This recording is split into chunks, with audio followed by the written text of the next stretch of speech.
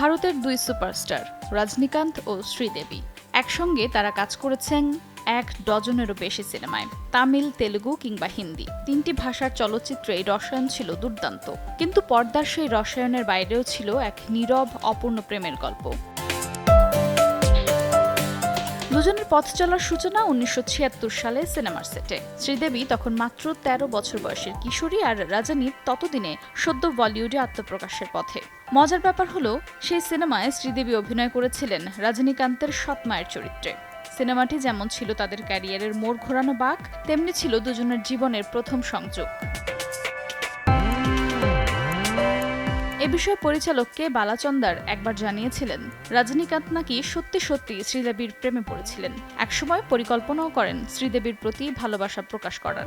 সময় ঠিক হয়েছিল শ্রীদেবীর নতুন বাড়ির গৃহপ্রবেশ অনুষ্ঠান, কিন্তু তাদের ভাগ্যে হয়তো অন্য কিছু লেখা ছিল। তাই তো ছোট কারণেই সব থমকে গেল সেদিন।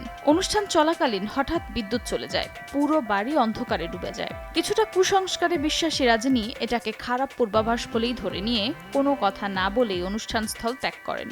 এরপর আর কখনো মুখে আনেননি তার ভালোবাসার কথা। এরপর বছর পেরিয়ে গেছে। শ্রীদেবী ১৯৯৬ সালে বিয়ে করেন প্রযোজক বনি কাপুরকে, আর রজনীকান্ত ঘর বাঁধেন লতা রঙ্গাচারীর সঙ্গে। কিন্তু ব্যক্তিগত জীবন আলাদা হলেও পারস্পরিক শ্রদ্ধা আর মমত্ববোধ রয়ে গেছে অটুট। আর এটি প্রমাণ পায় যখন রজনী গুরুতর অসুস্থ হয়ে পড়েন রানা ছবির শুটিংয়ের সময়। শোনা যায় শ্রীদেবী টানা ৭ দিন উপবাস করে তার সুস্থতার জন্য প্রার্থনা করেছিলেন।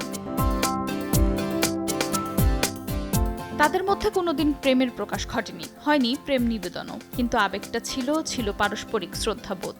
সেটা হয়তো সবার চোখে পড়তে দেননি তারা, কিন্তু তাদের অনুভবে ছিল স্পষ্ট। আফরোজা মৌটুসী, সময় সংবাদ।